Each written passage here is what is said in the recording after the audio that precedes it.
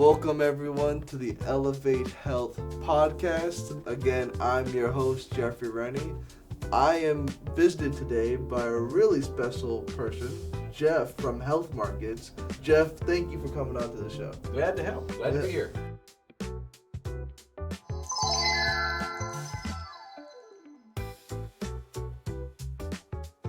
And I have a really exciting show for you guys today. We're going to talk about health insurance. And I know we always talk about, whether we're talking about cigarettes or health, weight loss, whatever, but we're talking about money. And that is going to affect our day-to-day lives. So, Jeff, thank you again for talking to us about the insurance side of things and how that impacts our day-to-day lives. So, before I get into it, can you kind of give the audience kind of a introduction to your experience and how long you've been working in the health insurance field? Sure. I've been doing insurances since 2000, so I'm coming up on 25 years of selling insurance.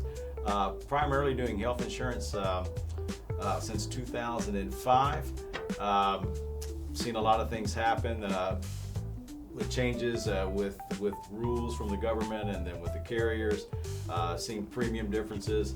I know the frustrations because I hear it every day.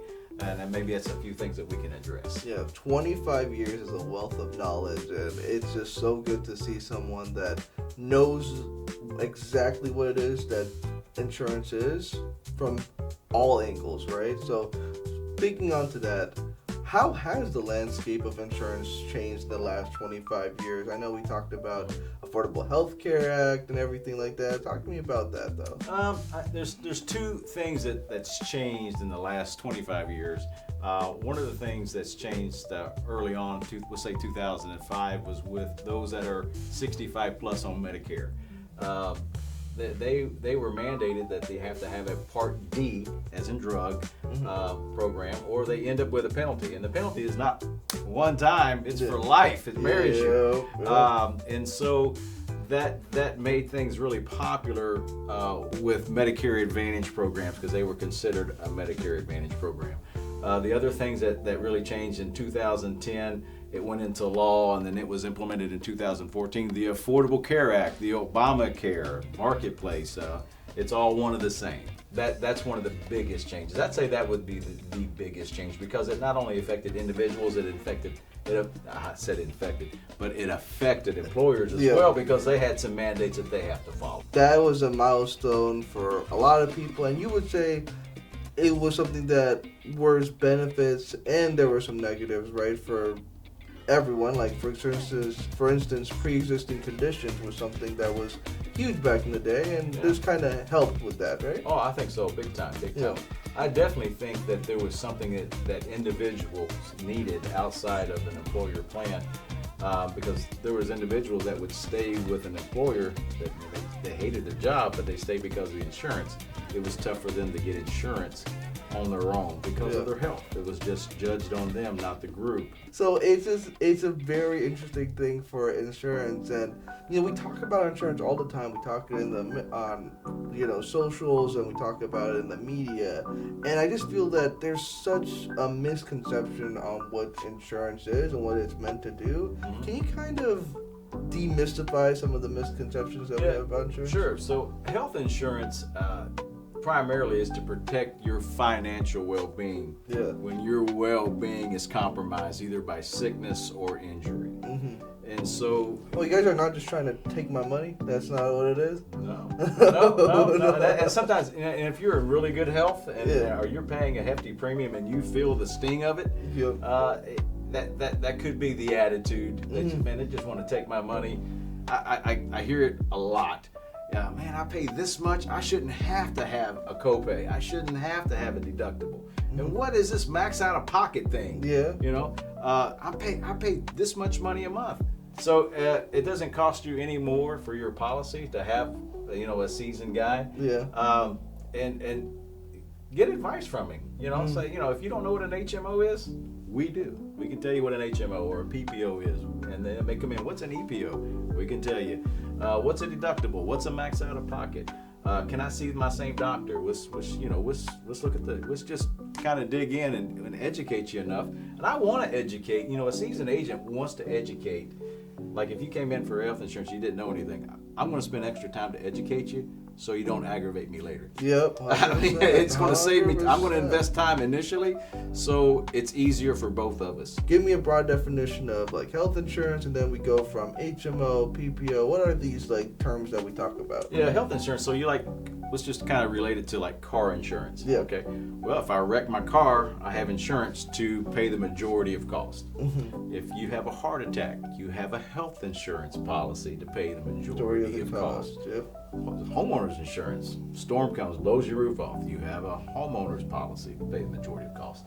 Same thing, insurance is to protect you financially from something very catastrophic. Mm-hmm. And then your next thing was HMO, PPO, that kind of thing. Yes. So yeah, that's a good question. HMO is a health maintenance organization. So that is a network of physicians, clinics, hospitals.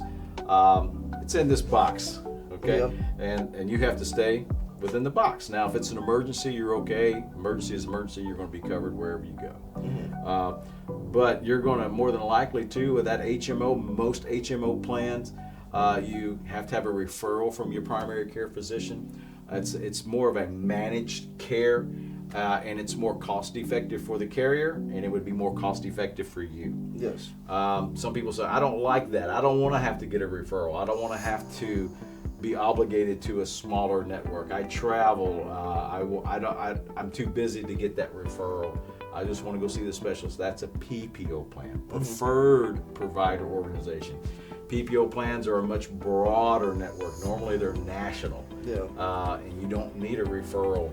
And even if the physician is out of network, if they'll accept payment from the carrier, you can still see the carrier. And maybe if you're even in like a rural area, there may not be a lot of physicians to begin with. So having a PPO option, that's like an option where, again, you're covered with whoever's there. You don't have to pick and choose. Yes. It gives the person more options. And there's normally a higher premium with the PPO because it's a larger thing to maintain. Yep. And you have a bigger net, right? A bigger net means a bigger payment, right? That's exactly right. That's exactly right. That's right. The more groceries you got in your cart, guess what? The bigger the bill. The bill is going to be. That's 100%. Right. And we also talked about deductibles, which, again, I think most people know what they are, but people who are just getting into insurance, tell me what a deductible is. Well, if you have car insurance, guess what? You have a deductible. You have a deductible. Yeah. Homeowners insurance, you've got a deductible. Health insurance, more likely, you have a deductible. Mm-hmm. And once the deductible is met, the biggest difference between, say, homeowners insurance, car insurance, and health insurance, once you meet your deductible with most health insurance policies, then it's a shared expense called co-insurance, meaning they're paying a portion, say like 80%, and then you're paying a portion, 20%. And if your 20% adds up to a max out of pocket, then you're done paying. Yep. So your financial exposure, if you're an individual on an individual plan, is the deductible and the max out of pocket. So if your deductible is $5,000 and your max out of pocket is 10, your total financial exposure for the year is 15. And there's such a shift that's going on here because we're talking like 2025. But again, this can all change like it did 10 years ago with the Affordable Care Act. Is there any predictions that you have about the landscape of health insurance in the next like 20 years? I think we're headed more toward, underage healthcare. When I say underage, people under the age of 65, like you and I. Yes. People 65 plus are on Medicare. Our plans and the way our plans are governed is looking more and more like Medicare. Okay. So I see things becoming now that the government is very involved, because if you want an individual health plan, major medical, and more than likely it's going through the Affordable Care Act, Obamacare, whatever you want to call it, marketplace. That's government regulated, and and then it's overseen by the Centers of Medicare and Medicaid. Well, they oversee Medicare too, and those policies are kind of looking a lot like the Medicare type plans. Well, what is Medicare? Let's go first start with that base. What is Medicare? What is Medicare Advantage? Talk to me about that stuff. That's a good question. Medicare, when you turn 65, you've been paying into the system, You get Medicare A, which stands for hospital, and that doesn't mean you have hospital coverage. That means you got pillows, sheets, and Jello. You got room and board at the hospital. Room and board. B is what's important. Part B is important. So if you're turning 65, if you're turning 65, you're getting inundated with mail right now from insurance carriers. B is the important thing. That's your medical. There's a charge to that. If you're drawing Social Security, they'll take it right out of your Social Security check. It's the current charge, the normal charge, unless you claim a lot of income, is a $185 a month. Medicare takes care of 80% of your medical. Okay, so your concern would be the other 20%. And there's two ways to take care of that. One is a Medicare supplement policy. And the cool thing about a Medicare supplement policy, sometimes they're called Medigap because it fills the gap, the 20%. They're standardized by Medicare. They're all the same. Doesn't matter what carrier you take it with. You can take it with Mutual of Omaha, United American, Humana, Cigna, Aetna. They're all the same. The only difference is what do you pay for it? Yep. That's it. Okay. The other option that you have, of course, you'd have to have a Part D with that too. And we would just, if you were with me, we would look at your medications and say, hey, this is the most cost-effective Part D drug program. And you want to take one because you'd end up with a penalty down the road. And then if you take medications, and at 65, most doctors are going to have you on something. Yes. So now the other option to take care of your Medicare is going with a Medicare Advantage program. The money that's normally allocated to implement the benefit of 80%, Social Security into Medicare, because if you just have Medicare only, Medicare pays 80%. So the money that's normally allocated to fund that goes to the healthcare company when you choose a Medicare Advantage program, which is pretty good. Those Medicare Advantage programs, most of those are zero premium. And they protect you financially with a max out of pocket, copay for services. They have some. Most of them include a Part D drug program, so you're meeting that requirement. Some of them offer other benefits to attract you, to keep you like silver sneakers. You may have heard of that. A little dental benefit, vision benefit, those type things. Some of them even will try to help you with the Part B premium. So getting that information and educating yourself on, hey, this is like all the benefits plus some, that is, like, we can't stress it enough. Knowing is power, right? And knowing absolutely, what it is, it can help your pocketbook. From initially, when our conversation is, hey, it's when you think health insurance, you think how much is it going to cost? How much liability am I willing to take? How big of a deductible can I take, and what can I afford? And knowing how a program works, it's going to help. It's going to save you money. Do you believe that eventually Medicaid Advantage and that Medicaid model will permeate? Medicare model will come in and perpetuate throughout everybody, even people under 65. Yes, it'd be like one model. Okay, yeah, gotcha. I think that, and then the health insurance that's sold will be basically be the supplement to take care of the other 20% in the Part D drug program. And then, and then a lot of supplemental benefits. So why would someone go with their own private versus a Medicare Advantage? If we're talking about that. Well, one, you got to remember that they're 65 plus normally, or unless it's a disability. To go with a Medicare supplement versus a Medicare Advantage. So a Medicare supplement policy.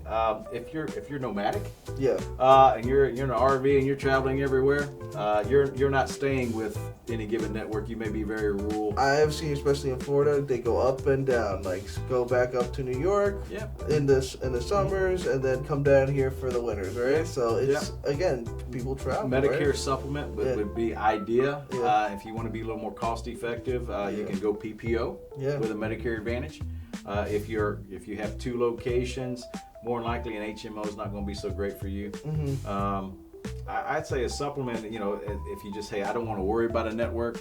I just want to have the path of least resistance. 100%. For getting physician authorizations and different things. If I'm in a hospital, whatever, it's Medicare supplement. Understanding of what you guys have to deal with. Because again, the media portrays you guys as these like evil people that are just out here getting money, and it's like the Nazis and health insurance companies at this point. And people don't understand the reality of health in America. Like they don't understand the nuances of, hey, you have to ultimately flip the bill. And when you have to flip the bill, and with no idea how much the bill is, you gotta prepare.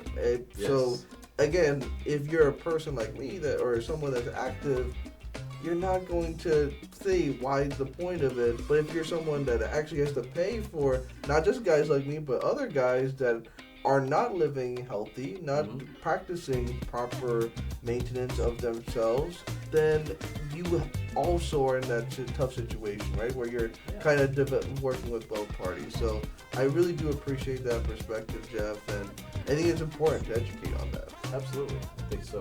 And one thing I think people have to keep in mind is that insurance companies, when they say, hey, they're the Nazis, or they're the evil one, they're trying to extract our money, premium, and then they're not paying when I go to the doctor. Evil. You got to be careful. You might get shot. Seriously. It's a terrible thing. Seriously. They have to follow some rules. Yeah. Those rules are government regulated rules that they have to go by. And so when they're giving those rules, when the government says, hey, you can't ask a health question, and hey, there's no cap to the coverage. That's some hefty rules. That's a huge and rule. So with that, premiums are going to be expensive. Deductibles are going to be high. The max out of pocket is going to be high, so they can offset the premium a little bit to where they can hopefully make it affordable. So to cover the catastrophic. 100%. And it's been a great conversation, and I appreciate all the knowledge. And one thing that I always like to do on this show is we always go through big topics of misinformation, because right now, there's a lot of information in the internet, good and bad. So we always do a fact or fiction segment where I'll give you some quotes that are prevailing in the atmosphere, right? And you tell me if there's fact or fiction. Does that work with you, Jeff? Sounds fun. Awesome. Great. So let's go ahead and start with my first, which is and we talked about this already, so hopefully, if they didn't get the answer before, they get it now. It's a quiz. It's a quiz. If I have health insurance, all my medical expenses are covered. Absolutely not. Absolutely not. Okay. Big NO. Big NO. You have a portion, but they have the biggest portion. Yes. And that's what you're buying. You're buying catastrophic for the most part. You don't want. You'd rather see an $8,000 bill than an $800,000 bill. 100%. And we talked about deductibles. We talked about, you said, add most pocket expenses, right? Max out of pocket. Max out of pocket. There's there's deductibles, and there's a max out of pocket with most policies. 100%. And knowing, hey, if I want a lower deductible, then I also have to pay a higher premium each month, right? Correct. And debating how that affects your lifestyle, I think is really important, right? If you're a very relatively healthy person, what happens that one time you go in and get hit by a car? That could happen, right? And absolutely. what are you willing to risk? That's, again, based off every individual. My next question. If I don't use my health insurance, I should cancel to save some money. No, absolutely not. Because I won't get paid anymore. No, I'm kidding. But most people have car insurance, and you may have never had an accident. But guess what? You're going to keep that. You're going to keep that just in case. It could be no fault of your own. Somebody could hit you. Well, you could be in the hospital of no fault of your own. And the first thing they say if you walk in the hospital is, "Hello, I'm sorry. Can I see your insurance card?" They're not going to ask you, are you here because it's your fault or someone else's fault? How did you, it's, you need to have something. And so if you're debating about, should I cancel? I would say let's look at a higher deductible plan to offset premium, maybe look at a different carrier. You want to keep coverage. You got to protect yourself financially. And we were talking before, what happens when you go to the ER with your health insurance? You tell me the story about this. Can you talk about it? Yeah, I just kind of mentioned it if let's just say for an example, and it's happened to me. I got a fractured shoulder right now. So you walk in and they're looking at you and they're assessing: is this guy breathing? Is he vomiting? Is he bleeding out? What's happening with him? And so if you're coherent, they're going to say, I'm sorry you're here. I want to see your. They want to know how they're getting paid. And I think the thing that you're getting at is this: if you present an insurance card to them, then you're probably going to get a little bit better health care than if you didn't have an insurance card to hand to them. It's terrible to say, but that's the truth. And ultimately what happens if you don't have a form of pain, they're going to get you stabilized and probably get you out. But if you have a way of pain, they may say, well, we could probably release him, but really he should be in observation. We probably should run a few more tests. They're going. If you don't have insurance, they may tend to, hey, let's just cover our legal obligation to getting stable. But I think your chances of getting better health care is having health coverage. My last bit of it is when it comes to the health insurance piece, it is health insurance only covers traditional medicine like doctor visits and does not cover alternative medicine like chiropractor or acupuncture. Some of the Medicare plans now, those over 65 plus, some of those plans I'm seeing that do cover acupuncture and chiropractic care. Some group health plans, you know, those under 65 that are working. Some of those cover chiropractic. Yeah. But individual plans, for the most part, you're not seeing chiropractic or acupuncture. Yeah, 100%. So it's basically medical. And we talked about it too, like even those luxury or even things like Manjaro or Ozempic or something like that. That's a medication that's meant for diabetes, but now has been used for weight loss, right? A luxury, exemplary service, not really related to health. Those type of things aren't going to be covered, right, via your insurance? Well, they're probably going to be covered only if it's used for its intended purpose. Exactly. So they'll cover Manjaro if you're truly diabetic. Yeah. But if you have a physician that's going to prescribe it because, hey, you're pre-diabetic. Yeah. And you're heavy and you want it. All right, well, let's give you a script. Mm-hmm. Well, you don't have no diabetes history or whatever. It's just that ultimately you really want to lose weight. Yeah.